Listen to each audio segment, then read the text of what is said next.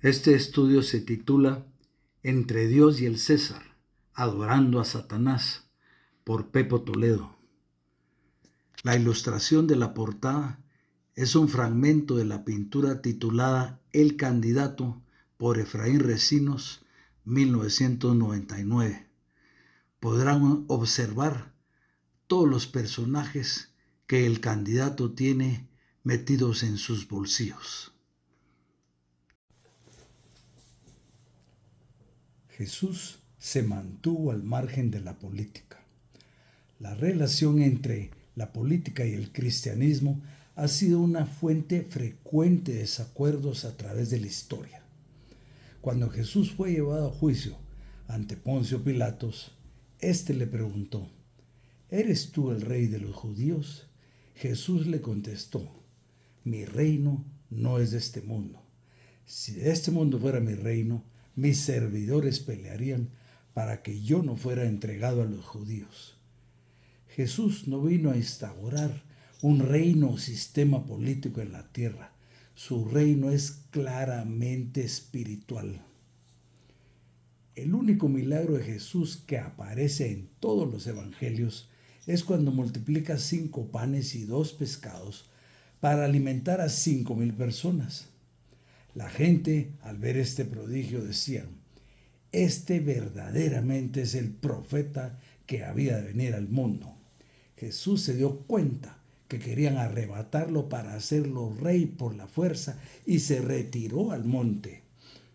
El pueblo quería que Jesús los librara de la dominación romana, comisión a la que, por supuesto, rehuyó, porque su reino no es de este mundo. Sin embargo, cuando Jesús entró triunfante en Jerusalén, fue proclamado como rey. En ningún momento aprovechó esta situación para obtener poder terrenal.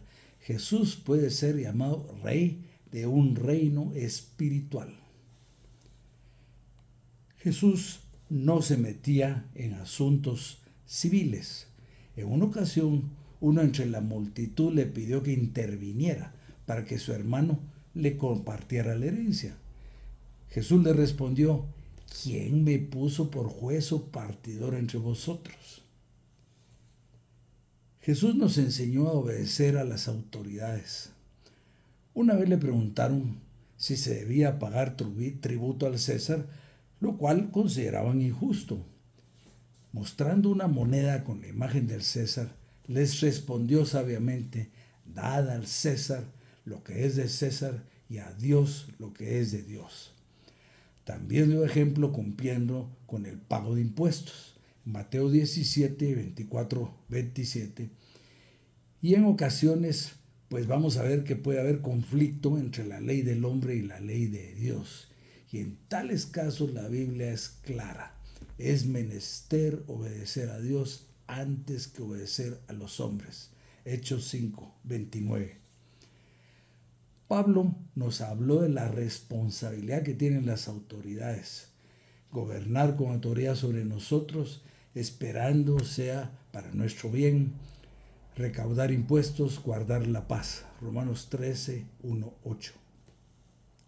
Los magistrados no están para infundir temor a quienes hacen el bien, sino al malo. Romanos 13, 39.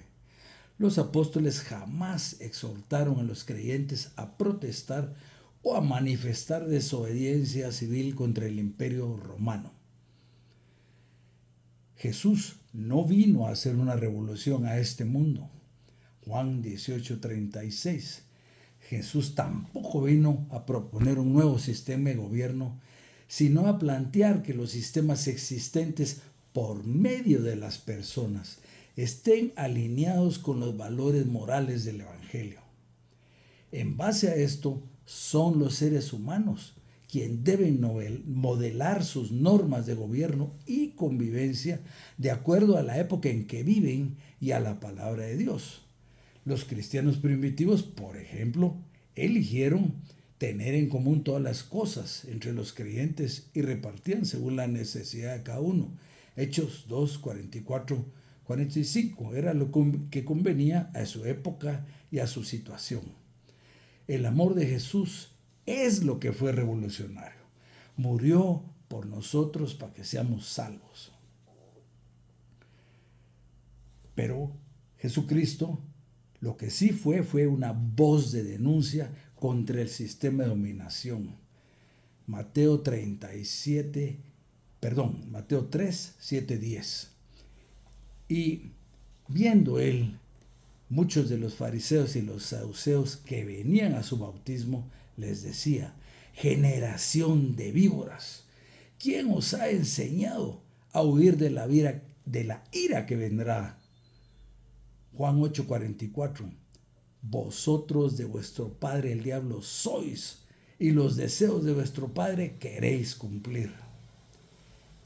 De igual forma, Dios espera que nosotros seamos una voz de denuncia en defensa de los desamparados. Salmos 82, 3, 4.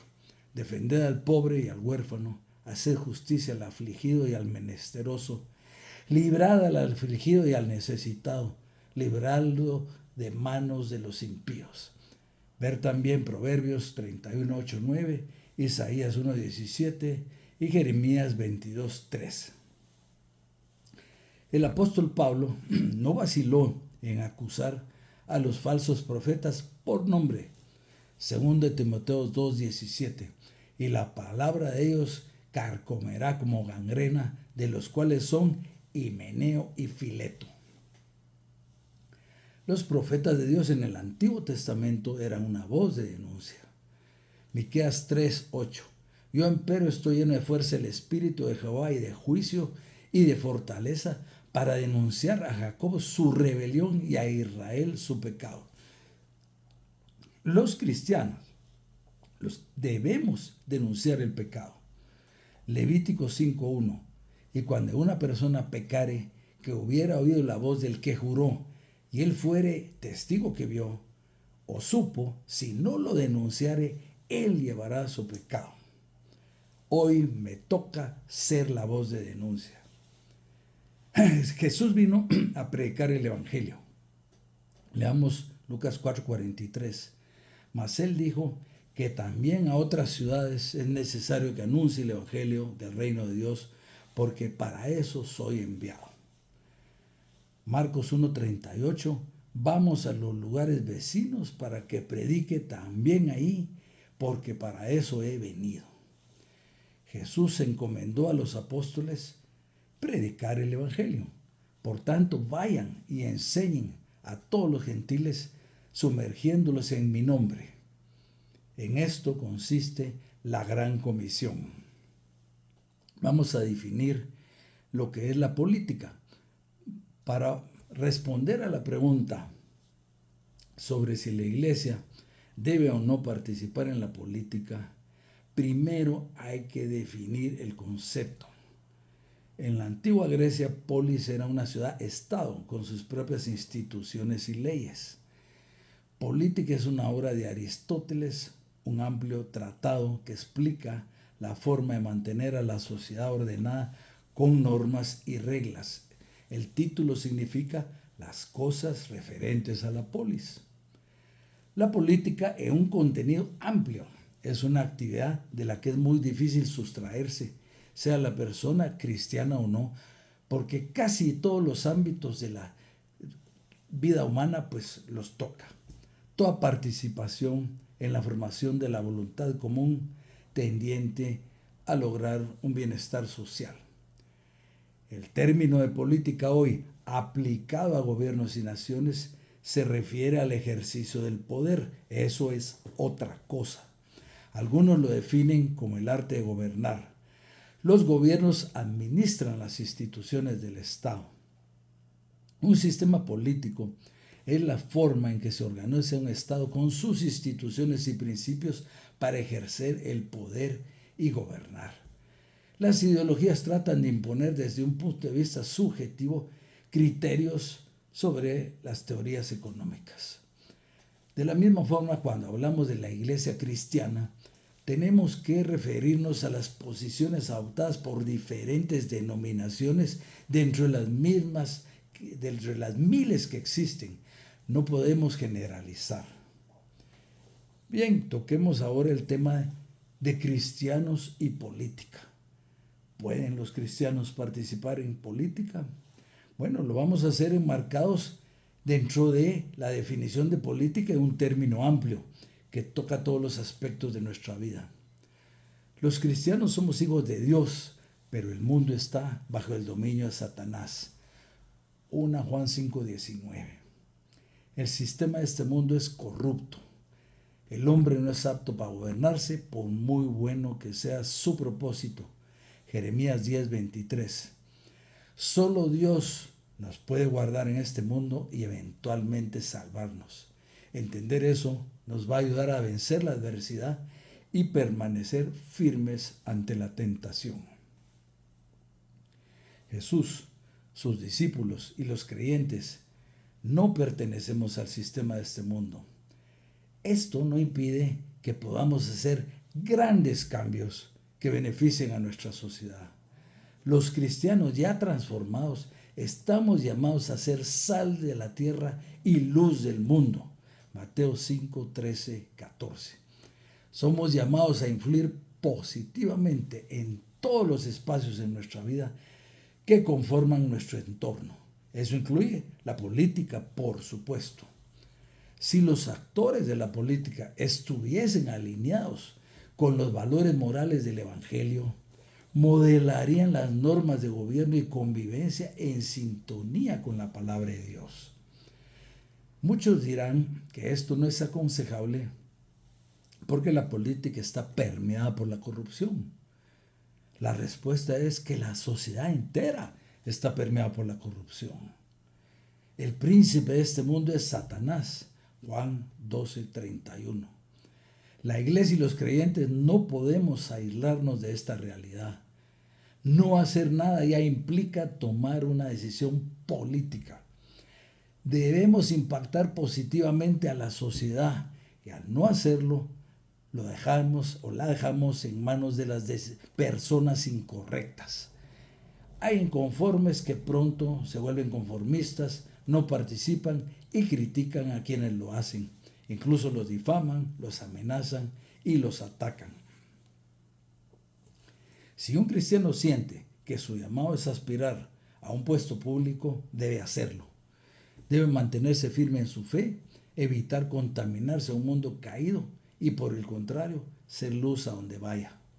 Los cristianos como ciudadanos debemos ejercer el derecho a votar, informándonos en forma responsable y no guiados por sentimientos. Los cristianos no tenemos ideología, somos de Dios. Hablemos ahora de los ministros de culto y política. Bueno, pues los ministros de culto tienen a su cargo la enseñanza y conducción de la comunidad bajo la guía de la palabra de Dios. La Biblia toca todos los aspectos de la vida que atañen a la política en su concepto amplio. Recuerden que estamos manejando dos definiciones. Y ahí entran temas como la pobreza, riqueza, hambruna, sequías, plagas, deudas, guerras, leyes, justicia, derechos, obligaciones, delitos, castigos, recompensa, trabajo, traición, gobiernos, gobernantes, matrimonio, perversiones, etc. También tiene la Biblia explicaciones para temas de actualidad, como los derechos humanos, dignidad, igualdad, libertad, ideología de género, matrimonio gay, feminismo y aborto. El reino de Dios no está aislado del mundo presente. Entre vosotros está, dice la palabra en Lucas 17:21. El reino de Dios es una forma de conducta y pensamiento que le da un significado especial a nuestra vida terrenal en medio del mundo. Los ministros deben enseñar y orientar a las comunidades en todos estos aspectos a la luz del Evangelio. Mantener el culto en temas espirituales sin tomar los temas que acabamos de mencionar es tratar de encapsular a la iglesia de la realidad del mundo en que vivimos y dejar a los fieles sin la guía que necesitan. Vamos a hablar ahora de la otra definición, la política entendida como el ejercicio del poder en gobiernos y naciones. Acá la cosa cambia. Ya demostramos ampliamente con la Biblia en la mano que Jesús no vino a participar en política ni a plantear un nuevo sistema de gobierno. Fue enviado como hijo unigénito del Padre a habitar entre nosotros. Juan 1:14. Vino a traer buenas nuevas de salvación a los afligidos en este mundo gobernado por el maligno. Tampoco deben participar en política los ministros de culto. Jesús vino a renovar nuestro entendimiento para experimentar la buena voluntad de Dios. Romanos 12:2. Antes de su partida de este mundo, dejó claro que sus discípulos tampoco deberían interferir en política. Oró al Padre pidiendo por ellos de esta forma. Esto lo vemos en Juan 17, 14 y 18. Yo les he dado tu palabra y el mundo los aborreció, porque no son del mundo como tampoco yo soy del mundo. No ruego que los quites del mundo, sino que los guardes del mal. No son del mundo como tampoco yo soy de este mundo. Santificad en tu verdad tu palabra, santifícalos en tu verdad, tu palabra es verdad. Como tú me enviaste al mundo, también los he enviado al mundo. Jesús no le vino a hablar a los gobiernos, sino a las personas. No vino a cambiar la ley de este mundo, sino a escribir la ley de Dios en nuestras mentes y en nuestros corazones. Hebreos 10:16.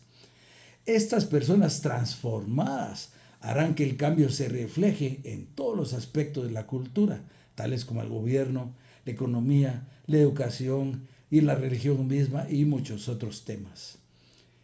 Este precisamente fue el espíritu de la ética calvinista de trabajo, basada en valores cristianos, enfatizando en el trabajo duro, la disciplina y la frugalidad, que contribuyó en gran manera al desarrollo sostenible de los Estados Unidos.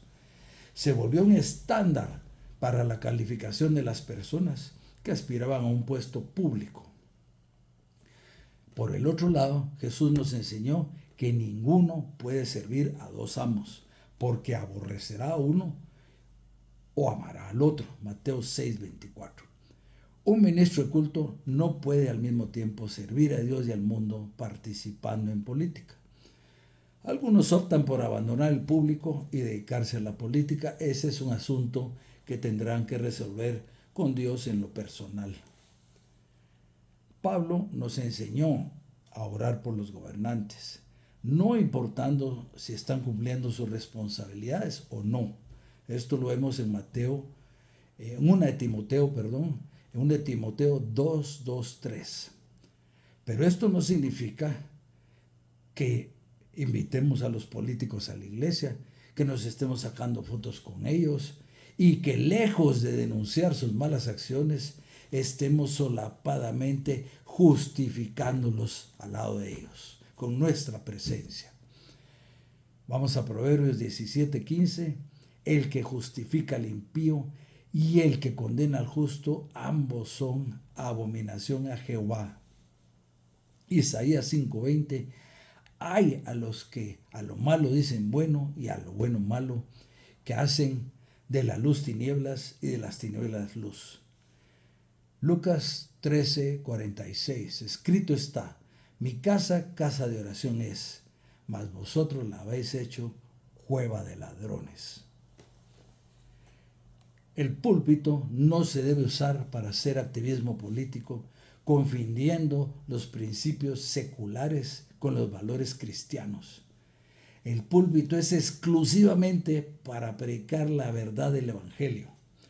El foco debe estar en traer a los individuos a los pies de Jesús y no en cambiar a la sociedad. Discutir acerca de política causa grandes divisiones entre amigos y familiares. Imaginemos lo que puede suceder en una iglesia cuando el propio ministro de culto expresa su apoyo por determinado partido o candidato. Las iglesias y los ministros de culto deben ser apolíticos. La historia de la relación entre la política y cristianismo es sumamente extensa y se sale del objetivo de este estudio. Nos limitaremos a decir que en las últimas décadas ha sido notable la intervención de las iglesias evangélicas en política, tanto en Estados Unidos como en Latinoamérica. Mientras que las iglesias se politizan, se hace una nueva interpretación de la fe cristiana distorsionada desde la óptica de los principios y valores políticos sociales. En el caso de Guatemala, el tema se puso candente por las elecciones en proceso. El pastor evangélico Romeo Guerra se postuló como candidato a la presidencia por el Partido Unión Nacional de Esperanza. El inciso F del artículo 186 de la Constitución señala que no pueden optar a los cargos de presidente y vicepresidente los ministros de cualquier religión o culto. Otra característica de este proceso electoral fue escuchar a una buena cantidad de predicadores evangélicos haciendo proselitismo político descaradamente desde los púlpitos. La prensa lo calificó como una guerra de pastores o un tsunami contra el candidato del partido Semilla, entre los cuales destacaron Sergio Enríquez, Cash Luna y Alex López, todos con mega iglesias. La propia Alianza Evangélica emitió un comunicado, aunque un poco más mesurado. El ex pastor y ex candidato a la vicepresidencia del Ejecutivo, Hugo Fernando Mazariegos, defendió estas posturas en el programa Con Criterio, argumentando el derecho de la libre expresión. Este pues es un concepto de la ley del hombre, no de la ley de Dios. La Biblia más bien nos enseña a ser prudentes con lo que decimos. Vamos a Efesios 4:29. Ninguna palabra torpe salga de vuestra boca, sino la que sea buena para edificación, para que dé gracia a los oyentes. El artículo 67 del reglamento de la ley electoral y de partidos políticos de Guatemala prohíbe que los ministros de cualquier culto se manifiesten sobre política partidaria. De manera que estos predicadores están faltando a la ley de Dios y a la ley del hombre. También provocan rechazo contra la iglesia evangélica y división entre los fieles. Se le echa la culpa a Dios de lo que hace el hombre. Comparto el comentario de Jacques Ellul, filósofo, sociólogo, teólogo francés. Los líderes cristianos se encuentran frente a un trágico dilema. O tratan de seguir siendo cristianos y su política es estúpida, o son políticos eficaces pero dejan de ser cristianos. Entre la gran cantidad de mensajes que circulan en redes sociales de estas controvertidas elecciones, recibí un fragmento de una prédica del pastor Luis Fernando Solares que me impresionó como un oasis en el desierto. En su opinión, lo que estamos viendo suceder no es cristianismo. La iglesia evangélica ha caído en un dominionismo. Este es un término usado para describir la filosofía de cristianos conservadores y políticamente activos que, según se cree, buscan ejercer influencia o control sobre el gobierno civil secular a través de la acción política, especialmente en los Estados Unidos. También me llamó la atención cuando Solares dijo que algunos le están dando al César lo que es de Dios, han caído en servilismo y han dejado de ser siervos de Dios. El Evangelio de Cristo proviene del Rey de Reyes y Señor de Señores, de alguien cuyo reino no es de este mundo. Este tema pues precisamente lo toqué en mi análisis e inspiró el título de este estudio. Lo que no había tomado en cuenta es el pasaje que Solares mencionó acerca de la tentación de Jesús. Satanás le ofreció los reinos de la tierra y su gloria a cambio de que lo adorara. Y esto está en Mateos 4, 8, 10. Y el rey, que no es de este mundo, rechazó el ofrecimiento diabólico y se fue a la cruz para morir por ti y por mí. Eso es el Evangelio, dijo Solares. Fue entonces que realicé que caí en cuenta que los ministros de culto que negocian una cuota de poder político de este mundo que pertenece a Satanás, lo están adorando, en lugar de seguir el ejemplo de Jesús y rechazarlo. Una palabra muy dura de digerir. Según una encuesta de Latino Barómetro 2020, la religión predominante en Guatemala es de 42.8% evangélicos, seguidos de 41.2% de católicos, para un total de 84% cristianos. De acuerdo con el estudio Violencia contra la Mujer en Guatemala de Guillermo Díaz Castillo, en el 80% de los casos el agresor era miembro de la familia natural o política. De manera que la violencia contra la mujer proviene de un 80% de miembros de familias que son 84% cristianas. Sumemos a esto los altos índices de corrupción y violencia en nuestro país. La conclusión es que los cristianos no tenemos impacto en nuestra sociedad. Termino este estudio con otras acotaciones que hizo Solares, que comparto y apoyo. Los falsos evangelios producen falsos convertidos. Proverbios 14:12, Hechos 20, 26, 27. Un evangelio incompleto no salva a nadie. Esto en referencia a quienes predican la palabra light o permisiva. No debemos caer en el error de amar a la personalidad por encima de la verdad. El púlpito es única y exclusivamente para predicar la verdad de la palabra, no mi opinión, y no hacer alianzas con ningún partido político. Esta me gusta mucho. Necesitamos menos espectáculo y más servicio, menos celebridades y más siervos, menos ego y más autonegación, menos lucro y más generosidad, menos negocio y más ministerio, menos falsedad y más verdad. No más mentiras, no más engaños. Volvamos a la pureza de la Biblia. Cuando veo todas estas afirmaciones, pues que hizo Solares, pues cada vez me hace más sentido Mateo 22:14, porque muchos son los llamados y pocos son los escogidos. Y con esto termino. Muchas gracias.